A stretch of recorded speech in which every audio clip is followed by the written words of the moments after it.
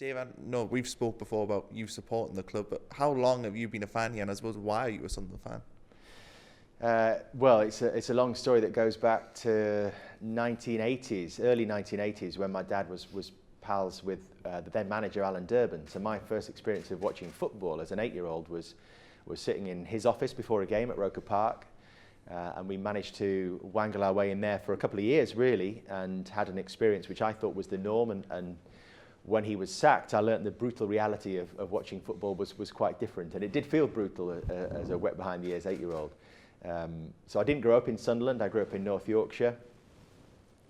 But from those first years of watching Sunderland, the club has been in my heart, and I can't say that the team was particularly brilliant then, but they were all heroes to me.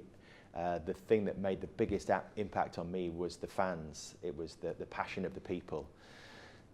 It was the feeling you got inside when you heard the Roker roar. And once you've heard that, once you've experienced that, and once you feel part of that, there's no going back. What was your sort of normal match day routine here? I know you used to go to the King's Arms pub. Is that something you want to bring back? I'm hoping to go there on Boxing Day. They're expecting me in the boardroom. But for me, that was always, me and my brother driving up and sometimes meeting there, having a pint or two before the game, and then walking across the bridge. And that for me was part of my tradition of watching Sunderland. Now, those trips have been few and far between in recent years. I think, there's probably a lot of people like me who've felt a growing apathy towards the team as they've drifted down the leagues, and we need to arrest that. We need to arrest that slide very quickly. We need to encourage the next generation of fans, wherever they are, give them a team to be proud of again, and get this football club, get this city smiling again. We know that this is your club, but what was it that attracted you to come here? It doesn't really go much beyond that, to be honest. I couldn't have said yes, I don't think, at this stage in my life, in my career, to another club.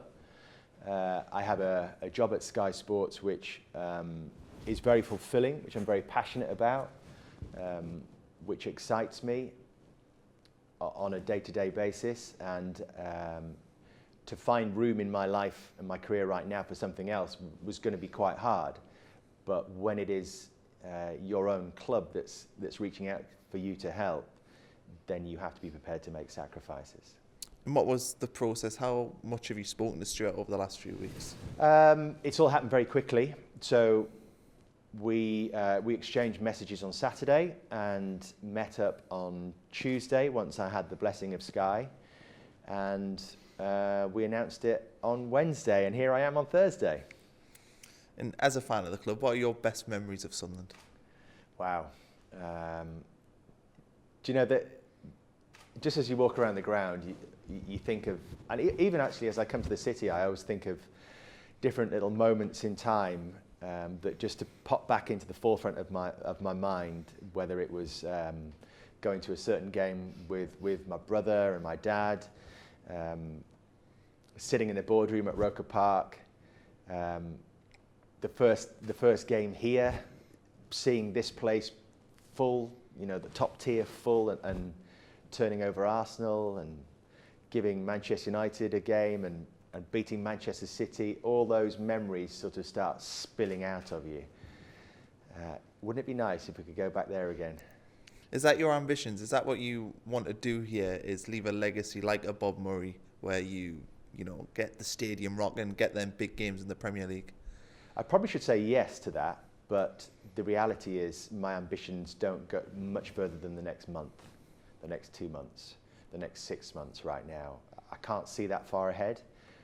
The club, I'm under no illusions. The club have called me because they need some help, and I think I can help in certain ways.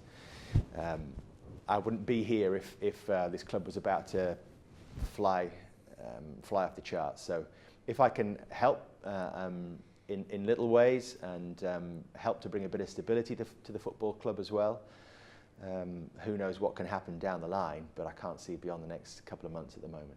We've lost two directors in Charlie Methven and Tony Davidson recently. Is your appointment and the appointment of Tom Sloan's a direct replacement, or is it sort of different?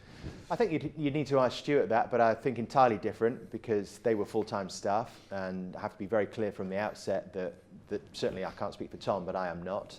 This is a part-time role. I'll help when I can, where I can. You won't see me here 24/7. I'm not going to micromanage anybody.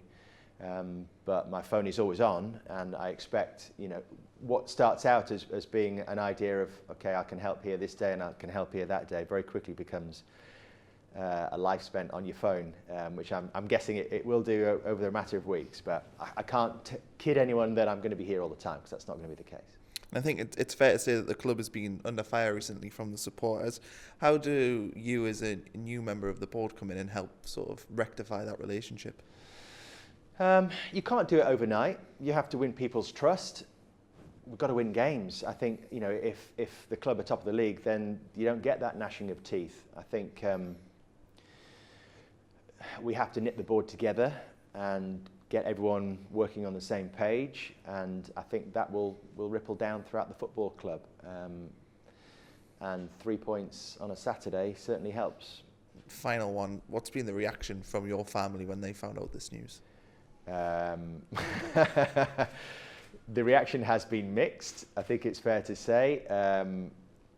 Listen, I live and breathe football. You know, when I'm not working on football, I'm watching football, much to my wife's chagrin. I've managed to indoctrinate my son, who is now passionate about football as well. I had to make individual phone calls to my brother, to my dad, to my mum, to tell them what I was doing this week, and they couldn't really contain their excitement, to be honest. You know, I was a 10-year-old boy after Alan Durbin had left here and was sacked. I was a 10-year-old boy who wrote letter after letter to this football club asking to be a mascot, and never was successful. And now here I am as a director of a club I've supported for all that time. I just hope I can have an impact.